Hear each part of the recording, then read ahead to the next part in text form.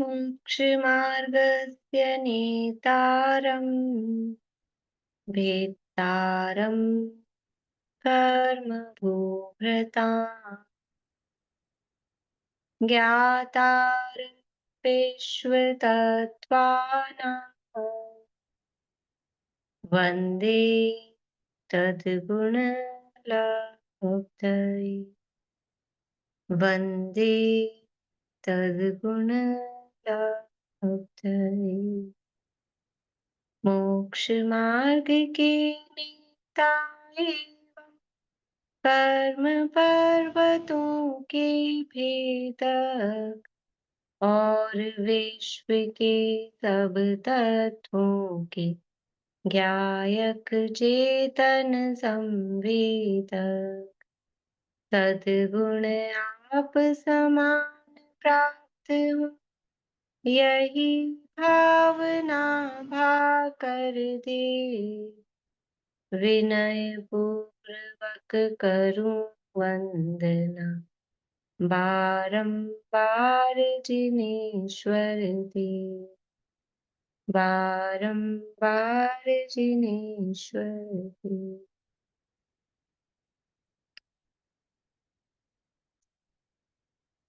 सूत्र बोलेंगे कोई?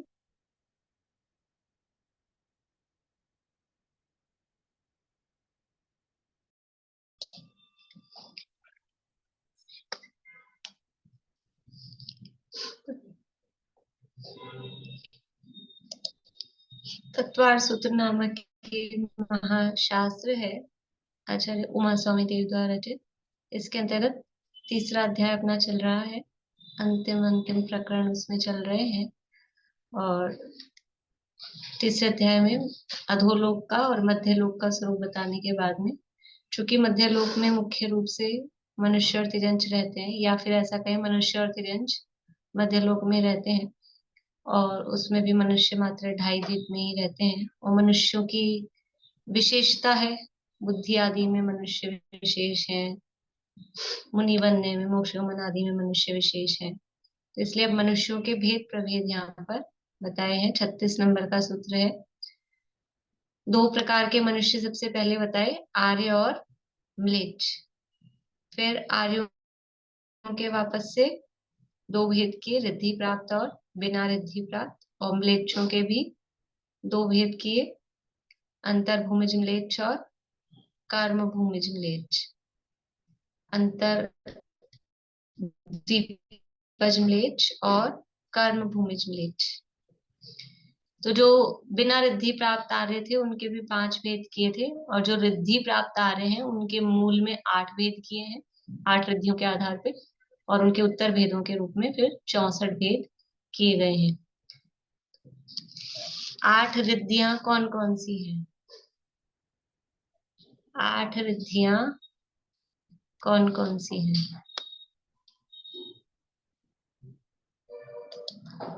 बुद्धि, क्रिया, विक्रिया, तप, बल, रस, औषध, अक्षिण। बढ़िया। और कौन बोल रहे हैं?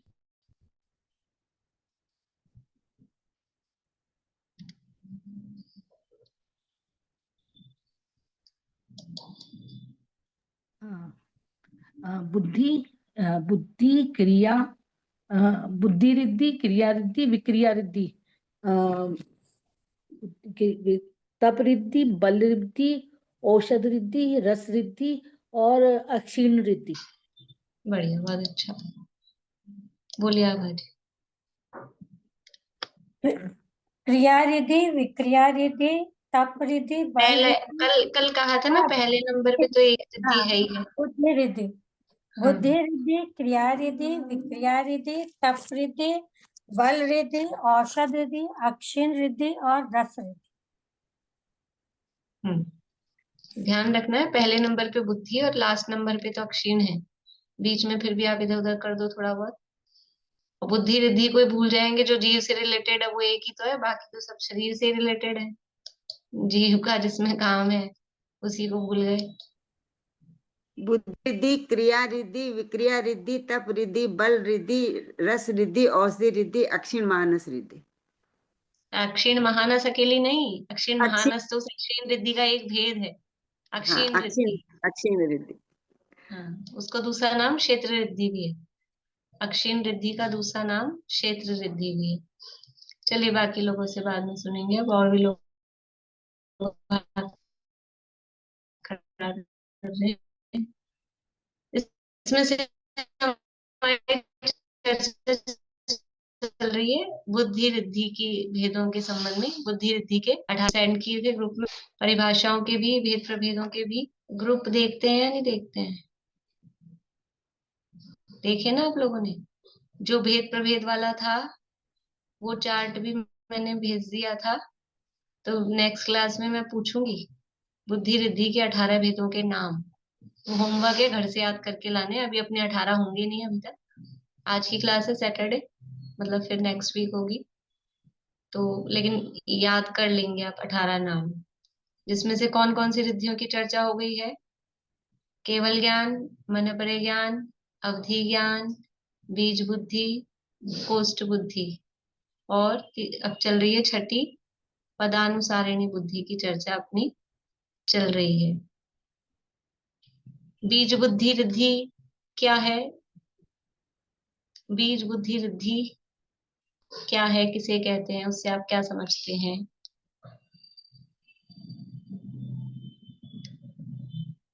बोलिए पारुल। भाभी, सैकड़ों शब्दों में से बीज अक्षर शब्दों को पहचान कर उनका ज्ञान होने से जब पूरे शुद्ध का ज्ञान हो जाता है तो वो बीज बुद्धि कहलाती है। इसमें अवगाह्य मति ज्ञानावरण कर्म का विशेष चौक्षम होता है। पहला जो शब्द यूज है ना, सैकड़ों, सैकड़ों शब्द। भाभी, हाँ, मेरा सैकड़ों नेट स्लो है या अनेक शब्द आपका बोल दो भले ही। सैकड़ों क्या होते हैं? मुझे आवाज नहीं मेरा आ रही है। नेटवर्क वीक है, मैंने ट्राई किया था कि चल जाए, लेकिन नहीं चल रहा है। चलो मोबाइल में ही चला लेती हूँ फिर। मोबाइल में क्या है, मुझे आप लोग सब एक साथ दिखते नहीं है, लेकिन नेटवर्क इसमें भी आ नहीं रहा है आज कंप्यूटर में। अभी तो आवाज सही आ रही है। अब आ रही है? हाँ, ट्राई करें और 5-10 मिनट, ज्यादा दिक्कत होगी तो फिर चेंज कर लूंगी। तो जो सैकड़ों शब्द बोला ना आपने, सैकड़ों शब्दों में से, तो सैकड़ों क्या होता है, वो लिमिटेड हो जाता है, फिर सैकड़ों ही रह जाते हैं। अनेक बोलने में फिर सैकड़ों, हजारों, लाखों, करोड़ों, कितने भी ले सकते हैं उसमें, जितने भी हों। तो जो बीज है, भगवान की जो दिव्य ध्वनि है, भगवान की दिव्य ध्वनि, वो बीज पद रूप होती है, मतलब उसमें बीजाक्षर होते हैं। तो उस बीजभूत एक अक्षर को सुनकर उससे पूरे अर्थ को जान लेना, द्वादशांग को जान लेना, वो बीज बुद्धि रिद्धि कहलाती है। मतलब ऐसी जो बुद्धि है, ऐसा जो शक्ति है ज्ञान की, वो बीज बुद्धि कहलाती है। उसके माध्यम से पूरे द्वादशांग का ज्ञान वो कर लेते हैं। और बीज पदों की जो व्याख्या करते हैं, ये जो बीजाक्षर है, और उन बीजाक्षरों की जो व्याख्या करते हैं, उन बीजाक्षरों की व्याख्या करने वालों को, यानी गणधरों को ग्रंथकर्ता कहते हैं। आप लोगों को जो स्वाध्याय सुनते हैं, समझ लो प्रारंभ से, वो ख्याल होगा, जो बड़ा मंगलाचरण होता है ना, वो पूरा रोज बोलना चाहिए स्वाध्याय के पहले, लेकिन नहीं करते हैं, शॉर्ट में ही बोल लेते हैं 2 लाइन के जो भी श्लोक वगैरह होते हैं। उसमें सबसे पहले स्टार्ट यहाँ से होता है, अस्य मूल ग्रंथ कर्तारः श्री सर्वज्ञ देवा, तद उत्तर ग्रंथ कर्तारः तदर देवा। यानी ग्रंथकर्ता कौन है, ये मूल जो बात आई है वो तो तीर्थंकर परमात्मा से आई है, सर्वज्ञ परमात्मा से, लेकिन ग्रंथकर्ता कौन है, वो गणधर परमात्मा, जो इन बीजाक्षरों के अर्थ को जानकर फिर उससे ये शास्त्र की रचना होती है। शास्त्र की रचना मतलब अकेला रिटन वाला काम नहीं है, वो द्वादशांग में उसको निबद्ध करना, वो शास्त्र कहला रहा है। तो उसको वो ग्रंथकर्ता कहलाते हैं। जो इस तरह का काम करते हैं वो ग्रंथकर्ता कहलाते हैं। इस प्रकार से जो तीर्थंकर की दिव्य ध्वनि से बीज पद निकले, उन बीज पदों का और उन बीज पदों में स्थित अर्थों का ज्ञान जिस शक्ति के माध्यम से होता है, तीर्थंकर के दिव्य ध्वनि में आए हुए बीज पद उन बीज पदों का ज्ञान और उन बीज पद के अर्थ का ज्ञान जिस शक्ति या जिस बुद्धि के द्वारा होता है उसे बीज बुद्धि रिद्धि कहते हैं। और इसमें शोभशम किसका होता है? अवग्रह वर्णीय कर्म का विशेष शोभशम होता है। इसके अलावा नो इंद्रियावरण, शुद्ध ज्ञानावरण और वीर्यांतराय, इनका शोभशम भी साथ में होता ही है।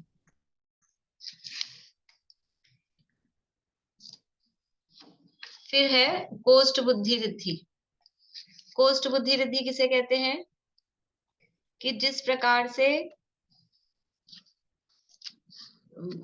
कोठे में यानी स्टोर में जैसे सामान रखा होता है और वो सामान आपस में मिक्स नहीं होता है, लाखों करोड़ों साल तक भी वो सामान जो का त्यों पड़ा रहता है। इसमें मतलब दो बातें मुख्य हैं कोष्ठ बुद्धि रिद्धि में। एक तो वो मिक्स नहीं होता है और वो वैसा का वैसा बना रहता है। तो संख्यात असंख्यात वर्षों तक, असंख्यात वर्षों तक भी वो जो ज्ञान प्राप्त किया है, वो जो दिव्य ध्वनि सुना है, यानी तीर्थंकर के मुख से जो वाणी सुनी, वो असंख्यात वर्षों तक भी वो सारा द्वादशांग का ज्ञान ज्यों का त्यों बना रहे और उसमें आए हुए जो भी बीज पद और जो भी अर्थ उन्होंने जाने वो ज्यों के त्यों उनके ज्ञान में अलग अलग बने रहे। एक समय में ही दिव्य ध्वनि, ओंकार रूप दिव्य ध्वनि खिरी, उसको सुनते ही उसको अलग अलग द्वादश अंग अलग अलग पार्ट्स में उनको डिवाइड कर देना, झेलते ही और ये काम करना, और फिर वो वैसा का वैसा अलग अलग बना रहे उनके माइंड में, उनके माइंड में वो सारा ज्ञान अलग अलग बना रहे। ये कोष्ठ बुद्धि रिद्धि का काम है। बोलिए निशा जी। हाँ मैम बोलिए, क्या बोलूं? आप हाथ खड़ा करके बहुत देर से दिख रहे हैं मुझे, इसलिए मुझे लगा आपको कुछ पूछना है। नहीं नहीं मैं ठीक है। तो ये इस कोष्ठ बुद्धि रिद्धि में कौन से कर्म का विशेष शोभशम दिख रहा है? ये धारणा, धारणा आवरणीय, धारणा जो मति ज्ञानावरण कर्म है उसका विशेष शोभशम, क्योंकि ये रखे रहे, ये ज्ञान मेंटेन बना रहा है ना और मिक्स नहीं हो रहा है। तो इसमें धारणा की शक्ति, मतलब धारणा कितनी अच्छी है कि मिक्स नहीं करती है। और मतलब यद्यपि असंख्यात वर्ष की आयु नहीं होती लेकिन असंख्यात वर्ष तक भी हो, मतलब शक्ति बता रहे हैं। देखो आयु उनकी कभी असंख्यात वर्ष नहीं होगी, क्योंकि ये रिद्धि जिनको होगी उन राजों को होगी, वो कर्म भूमि के मनुष्य होंगे। 1 कोटि पूर्व से अधिक उनकी आयु नहीं हो सकती, संख्यात वर्ष की आयु है। लेकिन शक्ति इतनी है कि असंख्यात वर्ष तक भी वो बना रहे और एक दूसरे में मिक्स ना हो। जब जिस ज्ञान की जिस बात की आवश्यकता हो तो वैसा का वैसा वो निकल के प्रकट हो। तो ये कोष्ठ बुद्धि रिद्धि का काम है। तो धारणा आवरणीय कर्म का विशेष शोभशम और साथ में फिर वही वीर्यांतराय, नौ इंद्रियावरण और ये शुद्ध ज्ञानावरण, इन सब का शोभशम भी साथ में इसमें रहता है। फिर हमने चालू की थी छठी पदानुसारिणी बुद्धि रिद्धि।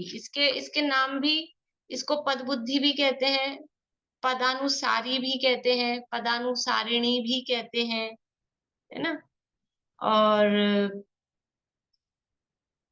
पदानुसारी, पदानुसरणी, पदानुसारिणी, मतलब किसी में नी लगेगा, किसी में रा लगेगा, मतलब ऐसा है, सेम उसके नाम है, अलग अलग 2-3 नाम इसके मिलते हैं और शॉर्ट में इसको पद बुद्धि भी कहते हैं। ये पद बुद्धि किस कर्म के शोभशम से उत्पन्न होती है? ईहा और अवाय, ईहा और अवाय जो मति ज्ञानावरण कर्म है उनके तीव्र विशेष शोभशम से उत्पन्न होती है। पद बुद्धि क्या है कि पदों का अनुकरण, पदानुसारिणी नाम है ना, पद अनुसारिणी।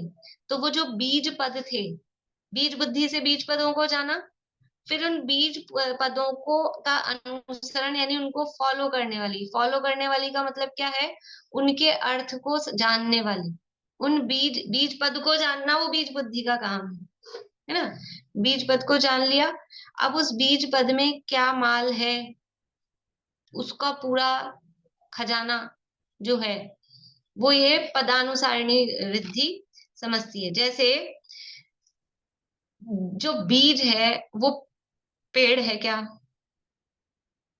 बीज बीज है, पेड़ पेड़ है, लेकिन पेड़ के लिए बीज चाहिए। पेड़ के लिए बीज चाहिए, बीज बीज है, पेड़ पेड़ है, दोनों सेम नहीं है। लेकिन पेड़ उत्पन्न हो रहा है तो उसके लिए बीज की जरूरत होती है। वैसे ही जो पद है, पद है और वो जो बीज पद है, बीज पद है और उस बीज पदों का ज्ञान है। तो बीज पद तो बीज के समान है और बीज पदों का जो ज्ञान है वो वृक्ष के समान है। उसमें जो भाव है, ज्ञान मतलब उसमें जो भाव है वो वृक्ष के समान है। तो उसके भाव को समझने के लिए, जैसे वृक्ष के लिए बीज की जरूरत है, वैसे ही उन पदों के भाव के लिए पहले उस बीज की जरूरत है। इसलिए पहले बीज बुद्धि की बात की। जैसे बीज में वो वृक्ष छुपा हुआ है, वैसे ही उस बीज पद में उनका वो जो अर्थ है, भाव है, वो उसमें छिपा हुआ रहता है। पद बुद्धि का स्वरूप अपन ने देखा था कि बीज पद में स्थित जो अक्षर हैं, जो पद हैं, उनको लिंग सहित, तो लिंग शब्द के अर्थ बताए थे कि ये जो बीज पद हैं, देखो बीज पद हैं, ये अक्षर रूप भी होते हैं, अनक्षर रूप भी होते हैं। अक्षर अनक्षर क्या होता है? अक्षर अनक्षर क्या होता है? जो हमारी भाषा है ना, ये अक्षर रूप भाषा है, और तिर्यंचों की भाषा है अनक्षर रूप भाषा है। ठीक है ना?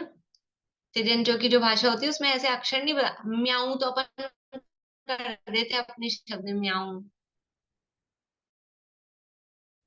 गाय की आवाज क्या है और शेर की आवाज क्या है, वो एक्चुअल में अक्षर रूप नहीं है। तो वो ऐसे अक्षर रूप और अनक्षर रूप, तो बीज पद अक्षर रूप भी होते हैं, अनक्षर रूप भी होते हैं। अब जो अक्षर रूप है वो भी दो प्रकार के हैं, वो लिंगिक भी होते हैं, अलिंगिक भी होते हैं। लिंगिक भी होते हैं और अलिंगिक भी होते हैं। और जो अनक्षर है वो भी लिंगिक भी होते हैं, अलिंगिक भी होते हैं। मतलब जैसे चार्ट जैसा आप बना सकते हो, बीज पद, फिर अक्षर रूप अनक्षर रूप, फिर अक्षर रूप वाले भी लिंगिक अलिंगिक, अनक्षर वाले भी लिंगिक अलिंगिक, ऐसा।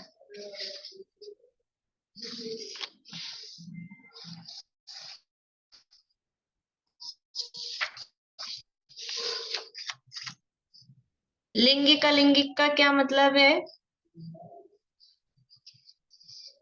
अक्षर अनक्षर समझ में। लिंगिक अलिंगिक का अर्थ कल बताया था, दो अर्थ बताए थे।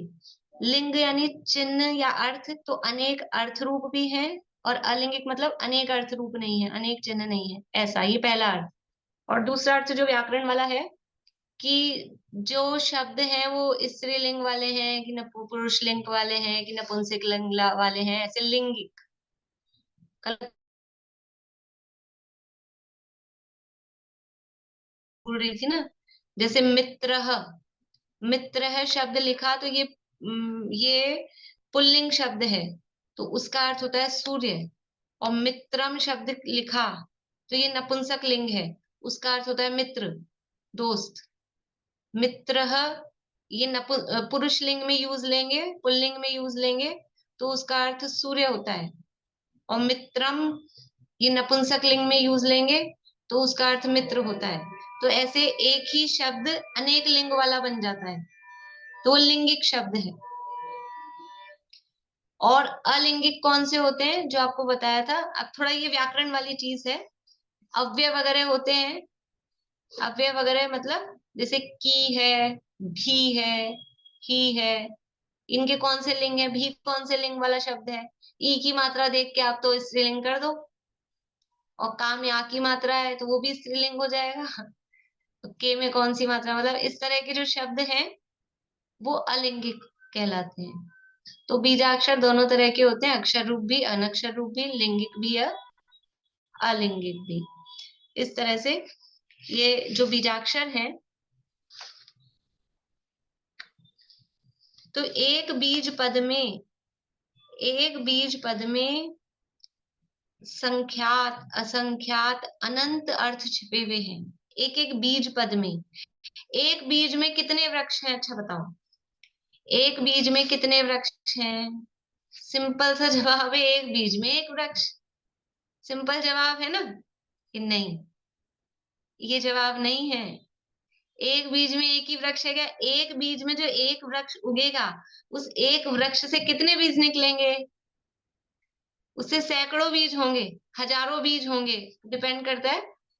हजारों बीज, उस एक बीज में हजारों बीज, फिर वो जो हजारों बीज हैं उनमें से एक एक बीज से फिर हजारों हजारों बीज, फिर उन हजारों के बीज में से एक एक बीज से फिर हजारों हजारों बीज। तो उसका मूल कौन सा है?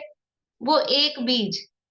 तो उस एक बीज से संख्यात पहले हजारों निकले, फिर उन हजारों में और हजारों मल्टीप्लाई करके, समझ लो ऐसा करके असंख्यात, और फिर उन असंख्यात को मल्टीप्लाई करते जाओ तो अनंत अर्थ छुपे हुए होते हैं। एक बीज में एक ही वृक्ष नहीं होता है, अनंत वृक्ष हैं उस एक बीज में।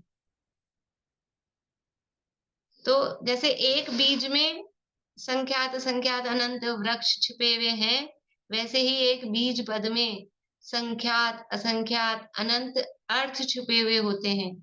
उनके विस्तार को जानने वाली वो पदानुसारिणी बुद्धि होती है। उनके विस्तार को जानने वाली पदानुसारिणी बुद्धि है।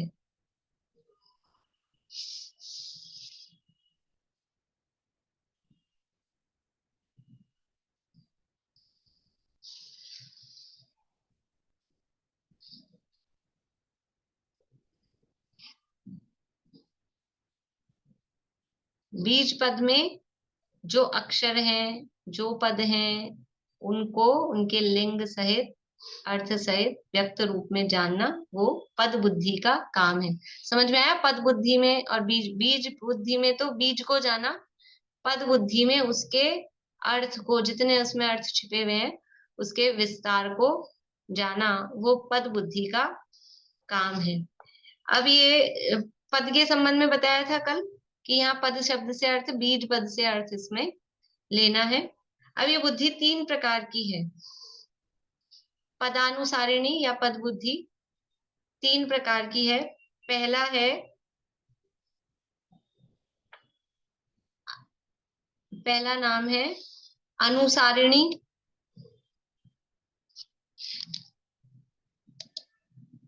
अनुसारिणी लिख पाएंगे ना? दूसरा है प्रतिसारिणी।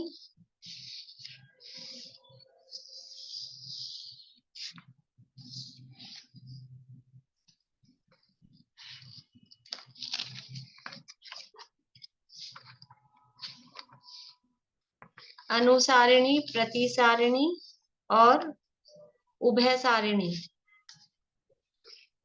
तीसरा है उभय सारिणी।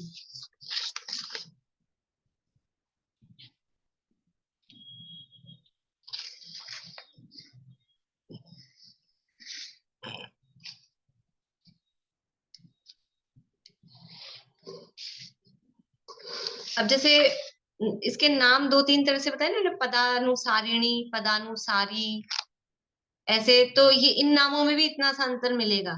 हमने अनुसारिणी लिखा है, ये हमने तिलवे पन्नति के आधार पे लिखा है। धवला में इसको अनुसारी, प्रतिसारी, उभय सारी, वो नहीं हटा दिया है, ऐसा है।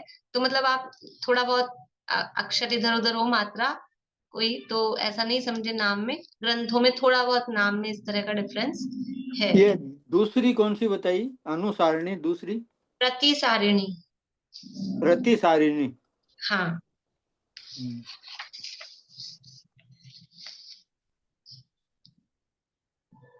तो अनुसारिणी या अनुसारी, प्रतिसारिणी या प्रतिसारी, उभय सारिणी या उभय सारी, वो नी नहीं है उसमें, इतना सा अंतर उन नामों में मिल जाएगा।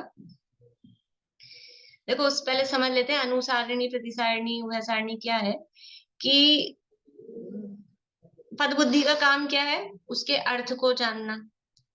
तो किसी बीज पद को जाना, दिव्य ध्वनि में जो आए थे बीज पद, किसी एक बीज पद को जाना।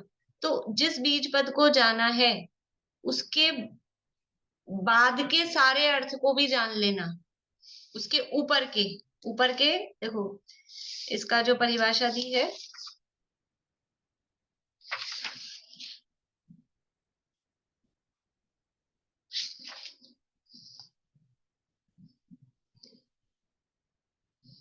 जो बुद्धि गुरु के उपदेश से आदि मध्य अंत में से किसी एक बीज पद को ग्रहण करके उपरिम ग्रंथ को ग्रहण करती है वह अनुसारिणी बुद्धि कहलाती है।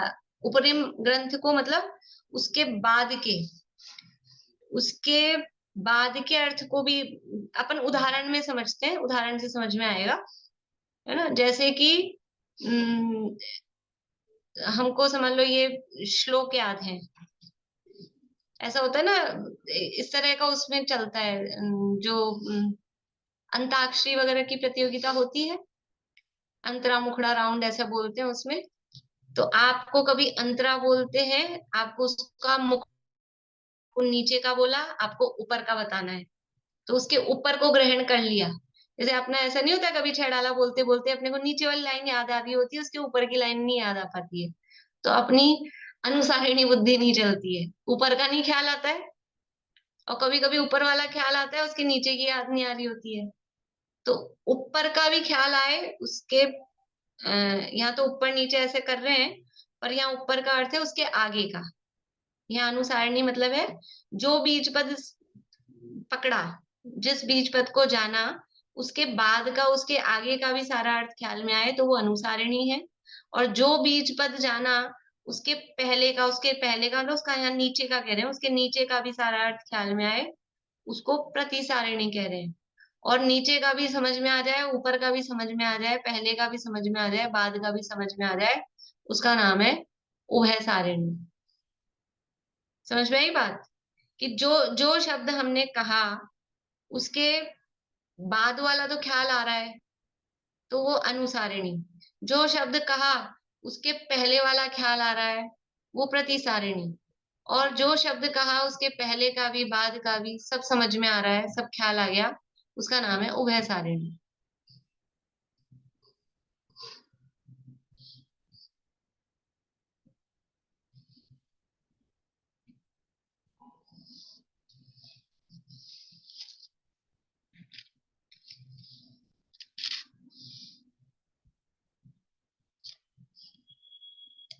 बोलिए चित्रा जी। ये है ना, जो आप अभी पढ़ा रहे हैं उसको आप भेज दीजिएगा, जैसे कल भेजे हैं वैसे भेज दूंगी, परिभाषाएं भेज दीजिएगा ना, हम लोग के पास। परिभाषाएं तो भेज दूंगी, पर फिर भी मैं अपने शब्दों में बता रही हूँ, तो जो कुछ भी आप थोड़ा बहुत अगर वो लिख सकते हैं अपने हाँ शब्दों में तो लिख लीजिए। वो लिख लेंगे। हाँ परिभाषा के शब्द थोड़े परिभाषा वाले ही हैं, हाँ हाँ 2,000 ठीक। साल पुराने वाले शब्द हैं, तो वैसे ही हैं। पर आपको अभी कुछ समझ में आ रहा हो तो अपने शब्दों में कुछ लिख लीजिए, या फिर समझ तो लीजिए, ताकि वो मैं भेज तो दूंगी। बोलिए। ये अनुसारिणी, पद प्रतिसारिणी, उभय सारिणी, ये सब क्या है? ये पदानुसारिणी रिद्धि के भेद हैं। 3 प्रकार की पदानुसारिणी है, मतलब पदों का अनुसरण कर रहे हैं, तो कौन से पदों का अनुसरण कर रहे हैं? पहले वाले पदों का अनुसरण कर रही है कि बाद वाले पदों का अनुसरण कर रही है, कि सारे? तो जो पहले वाले पदों का, यानी पहले का मतलब है नीचे वालों का, उससे पहले वाले नीचे वाले, तो वो प्रतिसारिणी कहला रही है। जो उसके ऊपर वाले बाद वाले पदों का अनुसरण कर रही है वो अनुसारिणी कहला रही है। और जो ऊपर नीचे दोनों के पदों का अनुसरण कर रही है, अनुसरण कर रही है मतलब समझ में आ रहा है, जान रही है, क्या ख्याल में ले रही है, वो उभय सारिणी बुद्धि, उभय सारिणी रिद्धि कहलाती है। देखो, उभय सारिणी जो है, उस उभय सारिणी के लिए यहाँ कहा है वीरसेन स्वामी ने, मैं पहले पढ़ के सुनाती हूँ फिर समझाती हूँ। जो बुद्धि गुरु मुख से आदि मध्य या अंत के किसी एक बीज पद को ग्रहण करके उस पद के आधार से उस पद में स्थित ऊपर के तथा नीचे के दोनों ही सभी अर्थों को नियम से अथवा अनियम से जानती है, उसे उभय सारिणी पद बुद्धि कहते हैं। अब यहाँ शब्द दिया है नियम से अथवा अनियम से, तो नियम का अर्थ ऐसा वाला नहीं नियम से जानती है, ऐसा नियम और अनियम का अर्थ यहाँ है क्रम से या अक्रम से। नियम अनियम का अर्थ यहाँ पर है मतलब क्रम से और अक्रम से। मतलब क्या है कि जैसे जो उभय सारिणी बुद्धि है, तो किसी एक बीज पद को जाना, किसी एक बीज पद को जाना, तो प्रश्न ये होना चाहिए उभय सारिणी है, ऊपर वाले को भी जान सकती है, नीचे वाले को भी जान सकती है। पहले किसको जानेगी, ये प्रश्न है। पहले ऊपर वाले को जानेगी कि पहले नीचे वाले को जानेगी? तो वो बोल रहे हैं नियम से, मतलब क्रम से भी जान सकती है कि पहले नीचे नीचे वालों को जाने, ऐसे एक के बाद एक, या ऊपर ऊपर वालों को एक के बाद एक क्रम से जाने, या अनियम से किसी को भी जान ले, किसी को स्किप करके इसको जान लिया, किसी को स्किप, एक बार नीचे वाला जान लिया, एक बार ऊपर वाला जान लिया, ऐसा। तो ये नियम से और अनियम से, क्योंकि ये प्रश्न इसमें उठेगा ना, ऊपर नीचे का। हम तो क्या है, खाली थोड़ा विचार करें तो प्रश्न उठे कि वो जान तो रही है ऊपर नीचे के, लेकिन जैसे उसमें करते हैं ना अपन क्षेत्र परावर्तन में, पर क्षेत्र परावर्तन में, कि वो जो एक एक प्रदेश बढ़ाएगा, एक एक प्रदेश बढ़ा बढ़ा के जन्म ले रहा है अवगाहना का, लोकाकाश की, तो वो किधर से बढ़ेगा? मध्य से स्टार्ट कर रहे हैं, सुमेरु पर्वत के मध्य में से, 8 रोचक प्रदेशों से। तो वो लेफ्ट में बढ़ाएगा कि राइट में बढ़ाएगा, कि ऊपर बढ़ाएगा कि नीचे बढ़ाएगा, कौन सा प्रदेश बढ़ाएगा, ये प्रश्न होता है उसमें, कि कौन सा प्रदेश बढ़ाएगा पहले। भाई वो तो सेंटर से स्टार्ट कर रहे हो आप, तो पहले किधर खिसकेगा, इधर की इधर? तो उसमें ऐसा है किधर भी खिसके, लेकिन जिधर खिसकेगा फिर वो एक साइड के पूरे करेगा, ऐसा। पर इसमें क्या है, नियम से भी, या तो नियम से जाने एक के बाद एक जाने, ऐसी भी हो सकती है, या फिर अनियम से जाने, कि कभी इधर की जान लिया, कभी उधर के जान लिया, इसको छोड़ के उसको जान लिया, ये कर लिया, मतलब दोनों तरह से ये हो सकती है। प्रश्न ये है, कल आपको कहा था कि गणधरों के ये 4 बुद्धियां, गणधरों की 63 ही होती है, लेकिन ये 4 बुद्धियां उनको द्वादशांग की रचना के लिए, जिनसे उनका गणधर पना मतलब हो रहा है, वो ये 4 बुद्धियों के कारण, मतलब गंधर का जो काम है दिव्य ध्वनि को झेलना, द्वादशांग की रचना करना, वो इन 4 रिद्धियों के कारण है। तो गंधर के इन तीनों में से कौन सी होगी? अनुसारिणी होगी, प्रतिसारिणी होगी, कि उभय सारिणी होगी? क्या लगता है आपको? बढ़िया, सबको सही लगेगा, इतने तो अपन इंटेलिजेंट हैं, बढ़िया। तीसरी, उभय सारिणी भी, गंधर तो सब टॉपेस्ट हैं, जितने समझ लो श्रुत ज्ञानी हैं उनमें टॉपेस्ट गंधर है, तो उनके उभय सारिणी रिद्धि होती है, वो नीचे के ऊपर के सभी अर्थ को जान लेते हैं। इस प्रकार से ये, जैसे बीज बुद्धि और पद बुद्धि का कंपैरिजन करें, तो बीज बुद्धि तो वो बीज पद जो प्राप्त हो रहे ना दिव्य ध्वनि में, वो बीज बुद्धि तो खजाना मिल गया, बहुत सारा खजाना। अब आपको संदूक में भर के, वो समझ लो कोई गुफा में से निकल के, और वो आपको दे दिया एक संदूक पिटारा, ये खजाना है, लेकिन उसमें ताला बंद है। खजाना तो दे दिया, लेकिन ताला बंद है। अब क्या होगा? तो ये पदानुसारिणी बुद्धि, ये उस ताले की चाबी है, वो इसके अर्थों को खोलती है ना। बीज पद को ग्रहण करने की शक्ति, वो तो बीज बुद्धि से हो गई, लेकिन अगर ये पद बुद्धि नहीं हो तो उसका अर्थ कैसे जाने? तो चाबी नहीं हो तो संदूक को खोलेंगे कैसे? खजाने किस काम का? कभी कभी ऐसा होता है ना अपने घरों में, फ्लैट में, अब अंदर तो घर खूब अच्छा है और खूब अच्छा भोजन बना हुआ है, लेकिन वो चाबी अपने पास एक ही थी, या फिर अपनी चाबी भूल गए, अपन अंदर ही रह गई, और बाकी लोग ताला लगा के चले गए, और घर के बाहर बैठे हैं चौकीदार की जैसे सीढ़ियों में। तो क्या काम का वो घर, और क्या काम का वो भोजन, भूखे बैठे रहे। तो वो चाबी है ये पदानुसारिणी रिद्धि, ये उसकी चाबी, उसके अर्थों को, बीज पद के अर्थों को खोलकर ये जानने की शक्ति, ये पदानुसारिणी बुद्धि है। तो इसमें 3 बातें, मतलब समझ कंक्लूजन अपन करें तो, ये जो पदानुसारिणी बुद्धि है, बीज पद के आधार से हुई, बीज बुद्धि के को फॉलो करती हुई उसके आधार से हो रही है। बीज पद में जो अर्थ है उनको जानती है, बीज पद में स्थित अर्थ को जानती है, और ये 3 प्रकार की होती है। इस प्रकार से ये पदानुसारिणी बुद्धि रिद्धि का स्वरूप अपन ने लगभग देखा है, और ये बताई दिया इसमें कर्म के शोपशम, ईहा और अवाय। देखो, ईहा और अवाय के का काम क्या है? ईहा क्या करती है? ईहा का मतलब है वो जिज्ञासापन बोलते हैं, अवग्रह से कुछ है ऐसा ख्याल आया, फिर जानने की जिज्ञासा।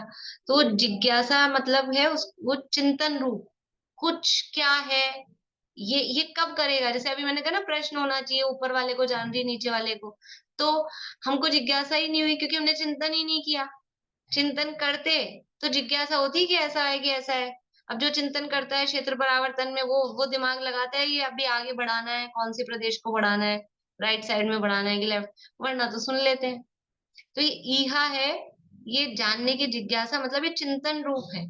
तो ईहा अवर्णीय का विशेष योगक्षम होता है, इसका मतलब वो चिंतन। और अवाय, अवाय का काम क्या है? अवाय का काम है निर्णय। अवाय का काम है निर्णय करना, और फिर वो जो निर्णय ले लिया उसको याद रखना, वो धारणा है।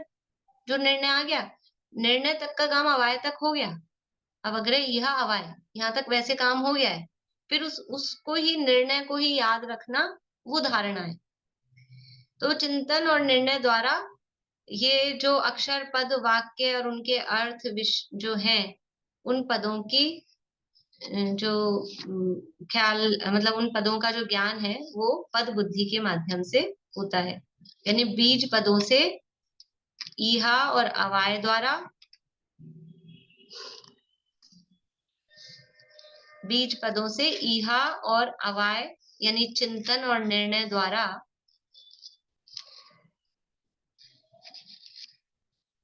अक्षर, पद, वाक्य,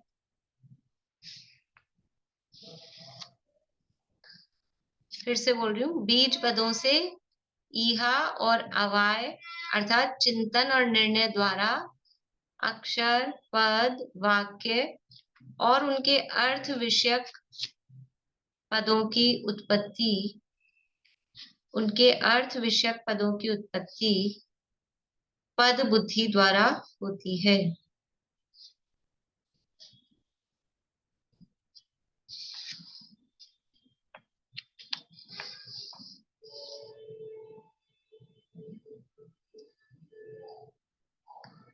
फिर से बोल रही हूँ, लास्ट, बीज पदों से ईहा और अवाय अर्थात चिंतन और निर्णय द्वारा अक्षर, पद, वाक्य और उनके अर्थ विषयक पदों की उत्पत्ति पद बुद्धि द्वारा होती है।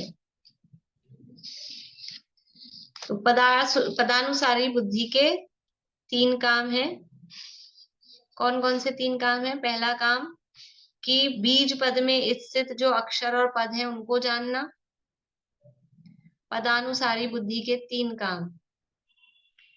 पहला काम, बीज पद में स्थित अक्षर और पदों को जानना।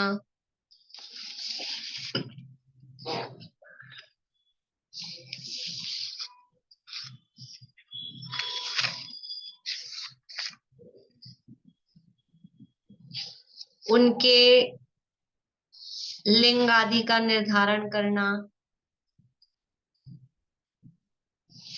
उनके लिंग आदि का निर्धारण करना।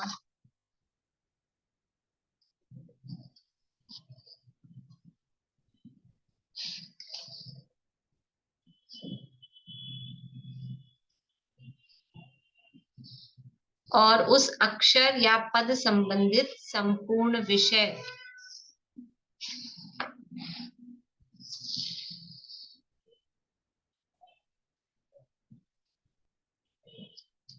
उस अक्षर या पद संबंधित संपूर्ण विषय, विषय ऑब्लिक अर्थ ऑब्लिक ग्रंथ, मतलब उससे संबंधित संपूर्ण जो भी विषय है या उसका जो अर्थ है या जो ग्रंथ है उसको जानना, ये पदानुसारी बुद्धि का काम है। फिर से बोल रही हूँ, तीनों बातें। पहला है बीज पद में स्थित अक्षर और पदों को जानना।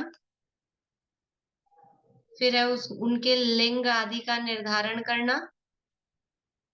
लिंग में दोनों अर्थ हमेशा लेना, मतलब वैसे तो अर्थ कह दिया है बाद में, तो यहाँ लिंग आदि का निर्धारण में वही इससे लिंग है, पुल्लिंग है, इस तरह से वो वाला अर्थ। और चिन्ह भी होता है लिंग का अर्थ, उनके संकेत आदि, ये भी संकेत है ना। कैसे लिखेंगे? ये जो अ बना है ये संकेत ही तो है, ये ऐसे लिखा जाता है। जैसे मैथ्स में क्या है, वो संकेत है, प्लस का साइन, माइनस का साइन, ये संकेत है। तो उनके संकेत आदि यानी लिंग आदि का निर्धारण करना। और थर्ड है उस अक्षर या पद से संबंधित संपूर्ण विषय, अर्थ या ग्रंथ को जानना।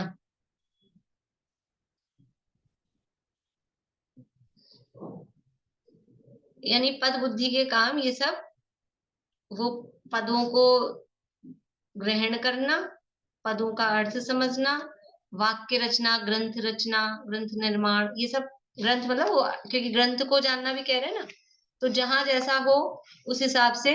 कहीं कहीं ग्रंथ की बात जब आएगी, जैसे तो जो 3 प्रकार की कही है, तो एक बीच वाले अधिकार, जैसे अपन ने तीसरा अध्याय पढ़ा तत्वार्थ सूत्र का, तो पहला दूसरा भी ख्याल में आ जाए, चौथा पांचवा छठा सातवां आठवां नवां दसवां वो भी ख्याल में आ जाए। ये ऐसा उभय विषयक, उभयानुसारिणी, इस तरह से। तो ये पदानुसारिणी का काम है कि एक बोला, बीच का बोला, या कोई भी एक पद बोला तो उससे ख्याल में आ जाए कि क्या है। कभी मतलब इस तरह की होती है कंपटीशन में, ये मतलब प्रतियोगिताएं होती है ना जो, तो अंताक्षरी में तो ये होता है, एक शब्द आपको बोलेंगे, वो शब्द आपके भजन में आना चाहिए, बीच में आना चाहिए, कहीं आना चाहिए। तो ये क्या है, उसके आगे पीछे की लाइन आपको आनी चाहिए, तभी आएगा वो। इस तरह से पदानुसारिणी बुद्धि बोली। तो ये जिनको भी होगी ना, तीनों कंपलसरी होगी, ऐसा थोड़ी कि एक हो या दो हुई या तीन हुई, एक किसी को एक है, किसी को दो है, किसी को तीन है, पूरी कंपलसरी तीनों ही होंगी तो गणधर पदानुसारी के तीनों भेद हाँ। नहीं, गणधरों को तो उभयानुसारिणी है, तो उभयानुसारिणी में वो है ही दोनों गर्भित। बाकी अन्य किसी सामान्य मुनिराजों को अगर हो तो फिर जरूरी नहीं तीनों हो। अगर तीनों ही होती तो 3 भेद ही अलग क्यों करते? किसी को ऐसी ही रिद्धि हो सकती है जिनको केवल प्रतिसारिणी हो, किसी को ऐसी रिद्धि हो सकती है कि जिनको केवल अनुसारिणी हो। जैसे अवधि ज्ञान के भेद नहीं होते, अनुगामी अननुगामी, तो किसी का ऐसा है अनुगामी होगा, किसी का अननुगामी होगा, किसी का मतलब अलग अलग तरह से। ये गंधर्वों के अलावा और मुनि राज्यों को भी हो सकती है। हाँ, हो सकती है ना, हो सकती है, पर वो जिस लेवल पर जिस उत्कृष्टता के साथ गणधरों को है वैसे सबको नहीं होगी, क्योंकि गणधरों का काम विशेष है, इसलिए जो पूरी पूरी जो उसकी फुल रेंज है वो तो गणधरों को प्राप्त हो। इस तरह से ये यहीं तक अपन रोकते हैं, पदानुसारिणी तक। इसके बाद चौथी थी, मैंने सोचा था आज ये कर लेंगे, लेकिन संभिन्न संशोध नेक्स्ट क्लास में इसको लेंगे और आगे की वृद्धियों की भी चर्चा करेंगे आराम से। आप लोगों को ऐसा तो नहीं लग रहा है स्लो? थोड़ा सा धीरे चलेंगे, थोड़ा रिवीजन होता रहेगा तो याद, वरना अलग से तो कोई याद करने बैठेगा नहीं। और परिभाषाएं तो क्या है, मैं तो 3 दिन में पूरी कर दूंगी ऐसे तो, लेकिन थोड़ा सा अपने को इसलिए बार बार में थोड़ा रिपीट करके कि ख्याल आ जाए अपने को, थोड़ा यहीं की यहीं बुद्धि में, धारणा में। अपने तो रिद्धि है नहीं इसलिए थोड़ा बहुत धारणा में यहीं बैठ जाए, इसलिए थोड़ा स्लो चल रहे हैं। बोलो पार्वती। भाभी, एक आपने अभी बीज बुद्धि की परिभाषा बोली थी, तीर्थंकरों की दिव्य धुनी में आए बीजाक्षरों का ज्ञान व बीज अक्षरों के अर्थ का ज्ञान, इसके आगे मेरा छूट गया। बीज बुद्धि की जी,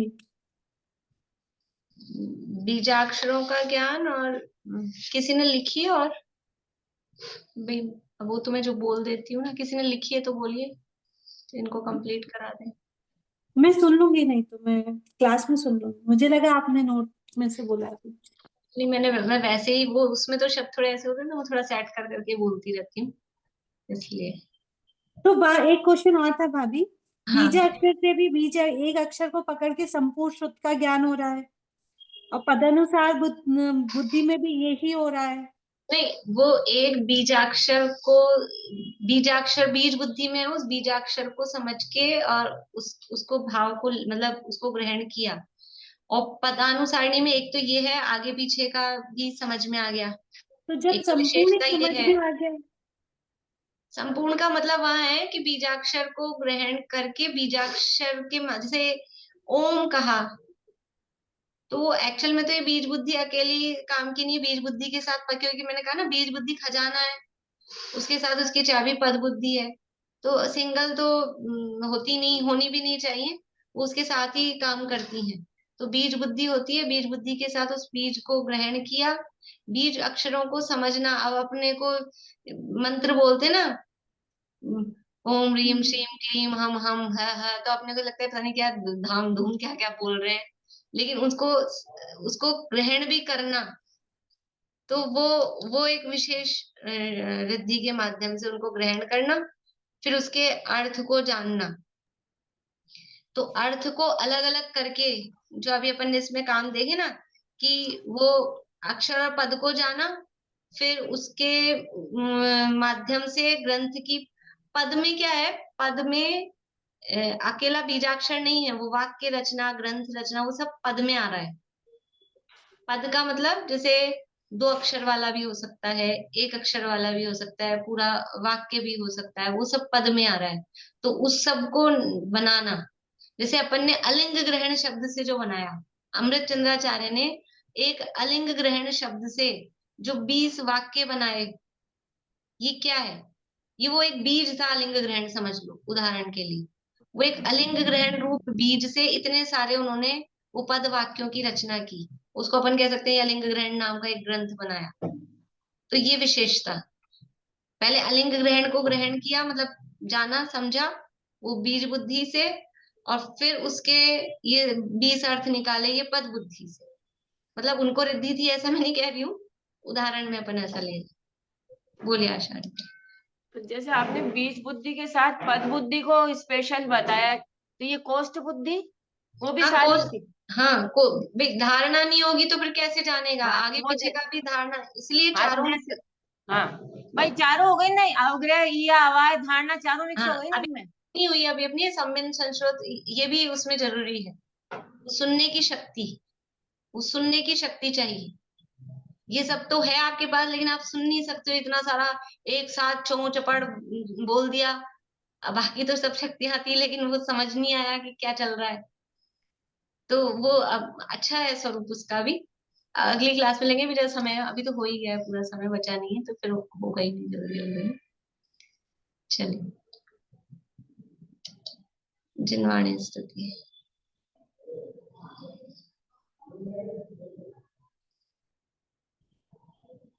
बोलो प्रीति। रत्न त्रैमुक्ति का मार्ग है अद्भुत, चैतन्य रत्नाकर अद्भुत से अद्भुत, होवे निमग्न अहो सर्व प्राणी, वीतरागी शासन जयवंत वर्ते, जयवंत वर्ते सर्वज्ञ देव, जयवंत वर्ते निर्ग्रंथ गुरुवर, जयवंत वर्ते श्री जिन वाणी, जिन धर्म जिन तीर्थ, जयवंत वर्ते शुद्धात्मा का श्रद्धान वर्ते, अनुभूति निर्मल अविछिन्न वर्ते, आवागमन से निर्मुक्ति होवे, मुक्ति का साम्राज्य जयवंत वर्ते, सर्वज्ञ शासन जयवंत वर्ते, निर्ग्रंथ शासन जयवंत वर्ते।